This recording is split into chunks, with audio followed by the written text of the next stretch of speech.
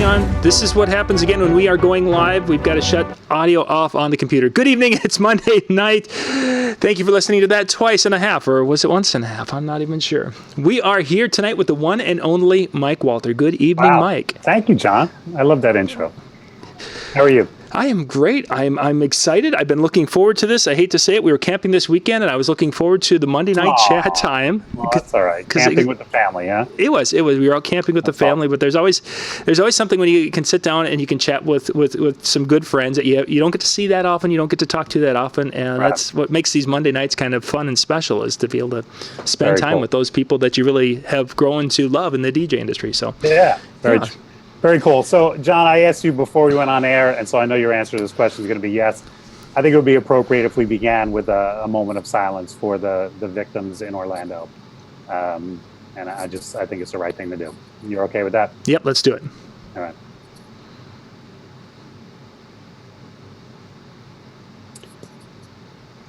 John, what I want to do is have you have me on sometime, not right after a tragedy.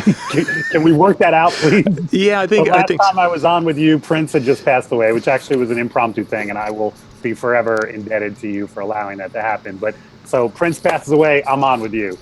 We had this scheduled for weeks, and then the Orlando shooting happens. It was just unbelievable. I was thinking about it today, and I'm like, I got to go back on with John Young right after a tragedy. Right. Yeah. Exactly. Horrible, you know.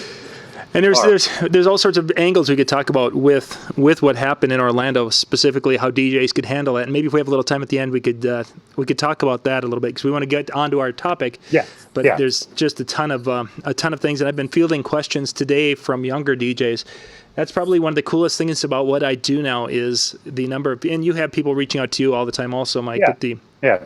The people who are asking questions and, what do you think and how to prepare? And I mean, I had a young DJ who called me up, and we spent about 20 minutes talking on the phone, and he's just almost freaking out a little bit. So, but we'll get into that a little bit later. Tonight, I wanted to talk about keeping our performances kind of fresh as we get into the summer wedding season. Right. And as someone who has presented, spoken, taught performance, you teach performance with your staff, you obviously have your own performance things that you've done over the years. You should be a good person to be able to speak to our topic tonight. I hope so. Yeah. Thank you very much. John, are you and I about the same age? I just turned 50. I'm 47, so Okay. we're All right. fairly close. In that ballpark. And when you presented this topic to me, that was one of the first things I thought of. I think it gets harder and harder as you get older to kind of keep it fresh, if you will. I don't know how well you do, but I'm not, as far as keeping on top of the new music, and that's the first thing to me that came to mind, is really staying on top of everything that comes out and everything that's hot and everything that's going to be asked for. I mean, I don't listen to pop radio anymore. When I was in my 20s and even early 30s, I listened to pop radio. So for me, I knew exactly what was, going out. But if I listen to music nowadays, it's music that's already on my iPhone, and it's usually oldies per se, 80s stuff or even older. But I force myself. I sit down and I have a great music service. I use promo only. I know you were saying, was it Top Hits is a big sponsor? Yep, Top Hits USA is one of our sponsors. I mean, there's numerous services about that. They're great. I've heard nothing but phenomenal things about them. I've just been a promo only guy my entire career.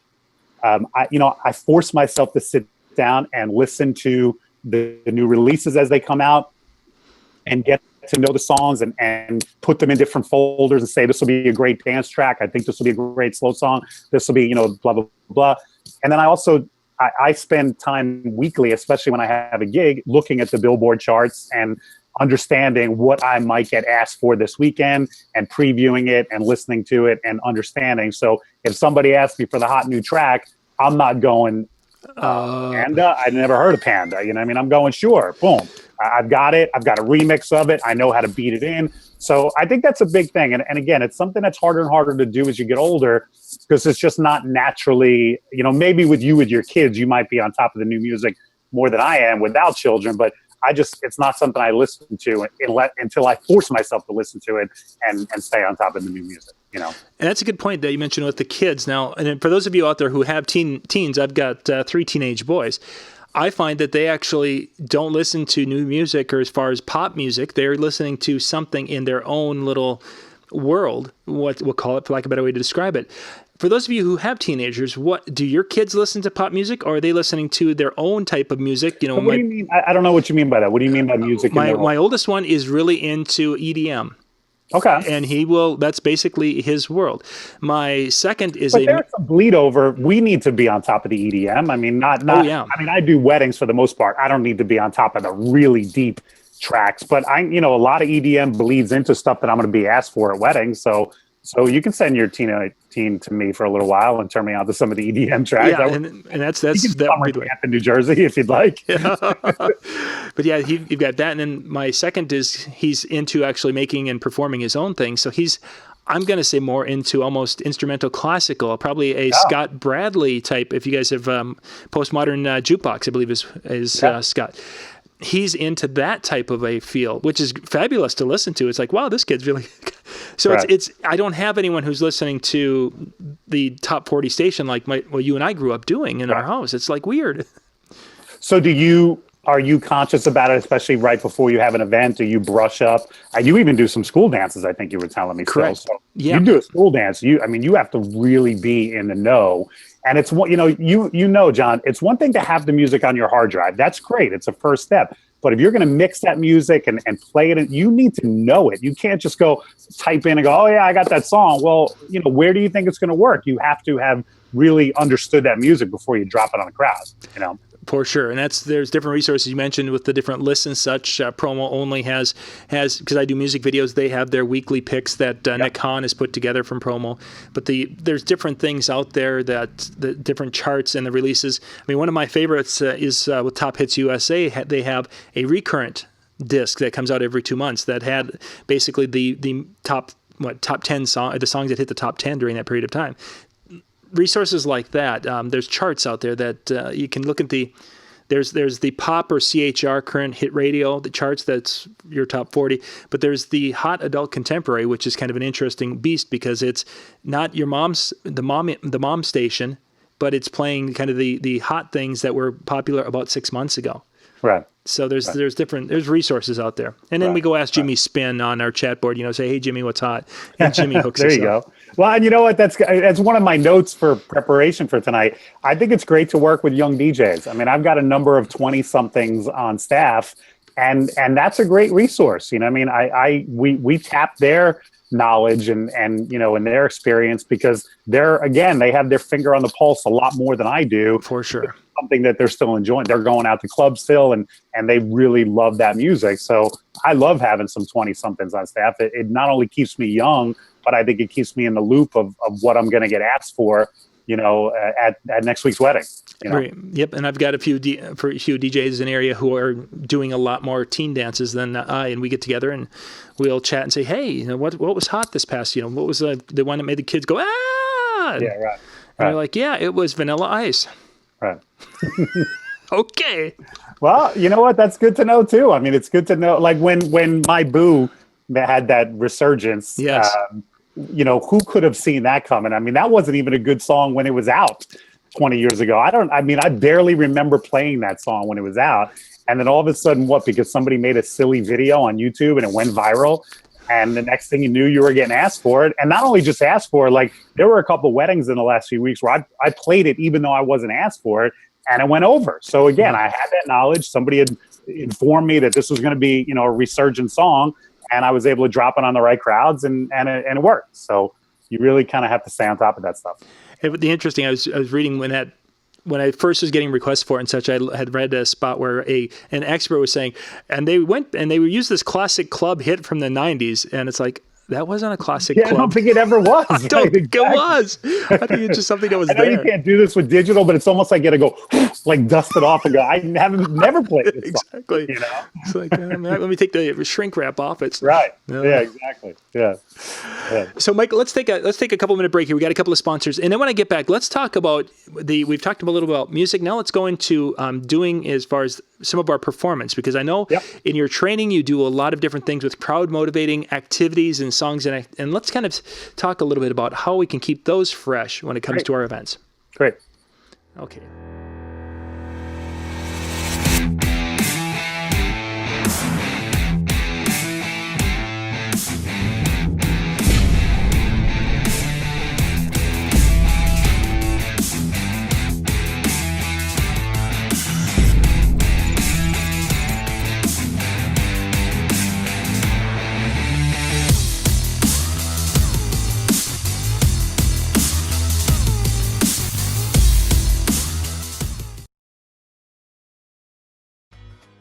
DJ Event Planner will change the way you manage and run your business. Streamline all of your procedures and software into one easy-to-manage system.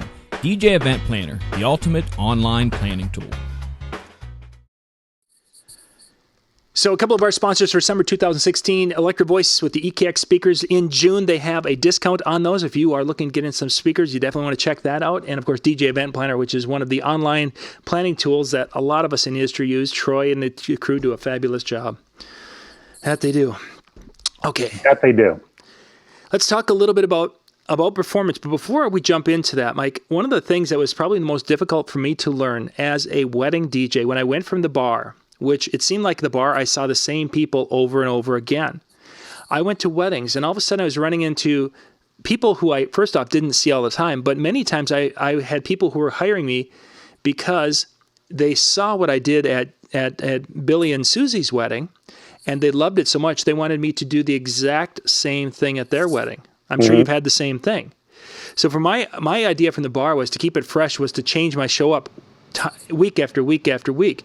And it turns out, and this is something even Bill Herman had talked to me about, is that when you have something, people are going to want to have some of your strongest activities and strongest routines. They want to see that because that's why they loved your performance. And for you to not do those routines or do those activities or do this or do that is really, it's a different mindset, I guess. And I kind of talk a little bit about that because you're working in the wedding world now pretty much exclusively, but you also at one time were playing out to different types of events like that. Right. Yeah, it is one of the different challenges, obviously, from doing the bar and the club scene. You don't have to kind of rewrite your show every Saturday night. I rarely get a client that says, I saw you at, Billy and Susan's wedding and I want you to do the exact same thing. But basically what they tell us is, we saw you there. We love that style. That's the style that we want. And that kind of goes to what you were saying before the break is how do you keep your performance, up to date? You basically you keep the same style, but you freshen up and you do similar things to different songs and different moments of the night. So in other words, like the Keys DVD that I put out last year, I talk about doing an air guitar is a great prompt that you can do. But you don't have to do that during Don't Stop Believing every single time. Mm-hmm. There are plenty of other songs that have great guitar solo breaks where you can do your air guitar prompt, or great songs where you can do a jump prompt that doesn't have to be the same one every single time. So that's where going back to what we opened up with, getting to know your new music and understanding, here comes a break, like the Justin Timberlake song is red hot right now. Knowing where your breaks are coming up and knowing what you want to do on that break is going to be something that a bride and groom that are in the room that saw you 5 years ago at a wedding, they're going to go, oh yeah, that's similar to what Mike did, but obviously it's a brand new song, so it's not exactly the same. So I think that's a great way to kind of keep your show fresh. You can still do similar prompts and similar things where you get the reaction out of the crowd, but it can be different songs each and every time. And again, that's where it goes to really understanding and knowing your songs, knowing how long breaks are going to be in these brand new songs, and really kind of mapping out and rehearsing and saying, all right, let's say I want to do a wave your hands in the air rap here. How long is the break? What is my timing going to look and sound like? And if you polish those types of things, you can change your performance regularly, but still have a similar style. And I think probably the key thing, there's great information there, but that I love that to get out there basically, and you're going to be practicing these things. You just can't, I think I'm going to do it that way, and in your head try to get it down, because until you actually are doing it with music playing and you trying to move your arms or direct traffic, it just doesn't work. I think the key to a great performance is rehearsing it enough so that it's polished, but it doesn't look rote.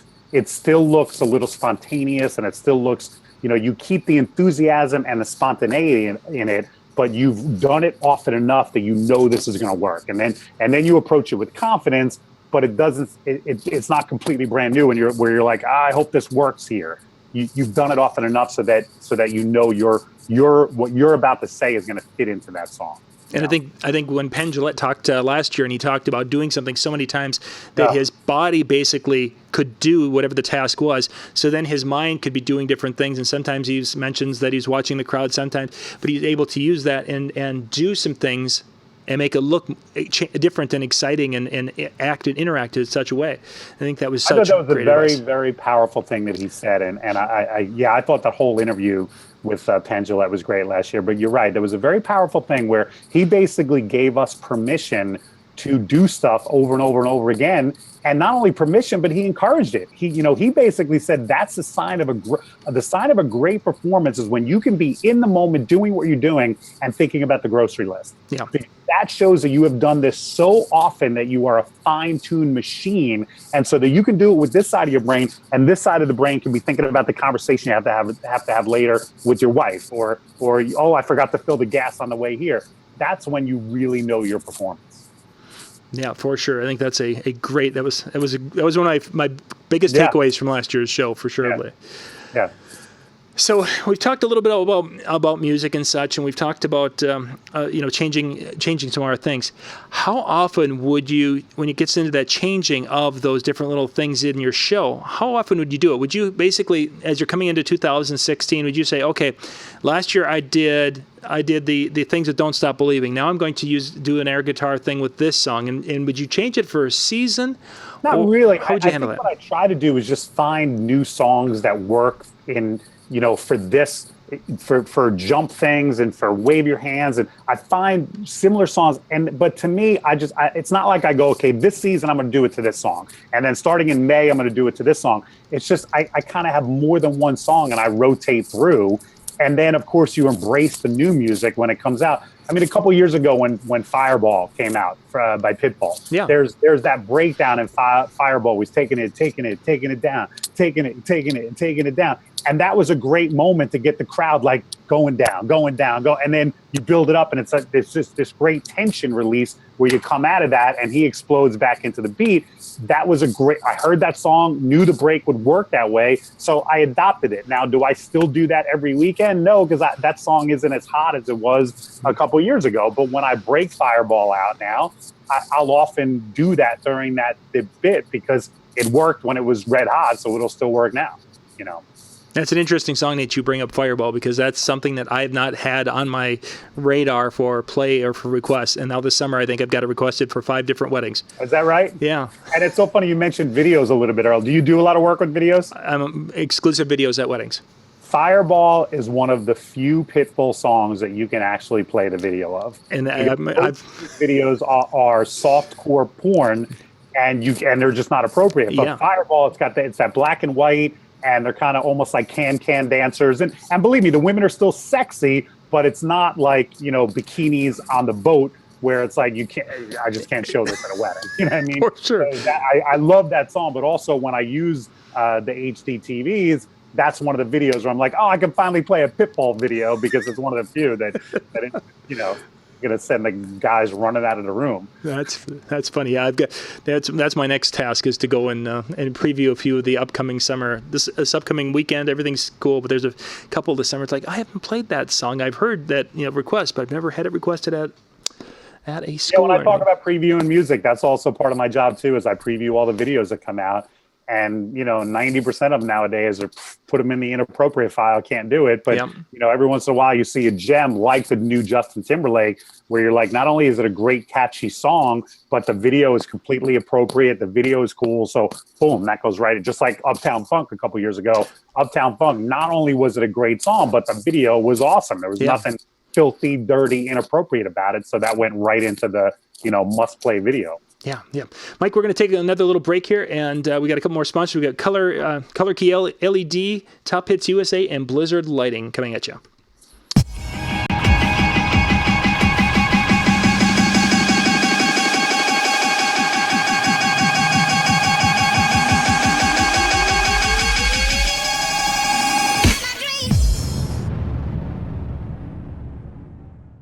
Top Hits USA from RPM. Our name says it all. Get the latest hits while they're the hottest. With Top Hits USA, you'll have the track for sure. Visit tophitsusa.com or call 800-521-2537 and get a free demo.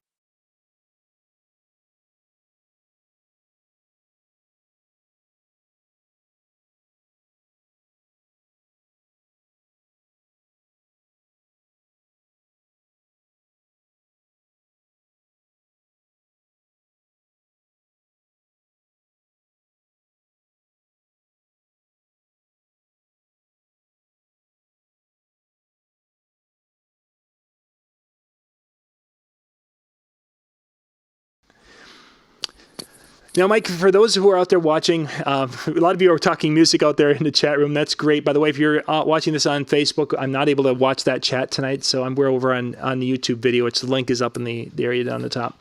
But Mike, people, when they're talking about routines and different things you can do with songs, you've talked about, the hands in the air and different claps. And then if they want some resources or sources to learn some of that concept, you've got something for people on that, don't you? Oh, thank you, John. Yeah, I put out a DVD last year called The Keys to a Great DJ and MC Performance.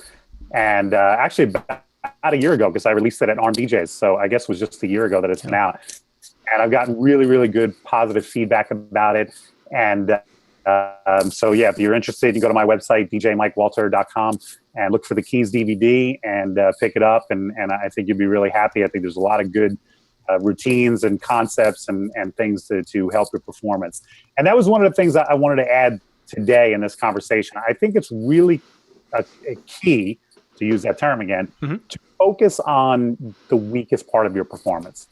I think it's only natural that we want to practice and rehearse and focus on our best abilities. If you're a great MC and you brush up on your MCing skills all the time, that's awesome. But if you're a great MC and you're not a great beat mixer, then really what you should be doing is focusing on your beat mixing skills. And if you're a great mixer and you're not really that solid on the microphone, or you're not too confident on the microphone, then instead of going every day busting out the gear and making mixes, then you should be taking vocal lessons and microphone workshops like Randy Bartlett offers, and really improving your skills as an MC. So I think if any of us that want to get better in this industry should look at what we do, look at our weakest thing that we do, and focus on that and try to get better on that.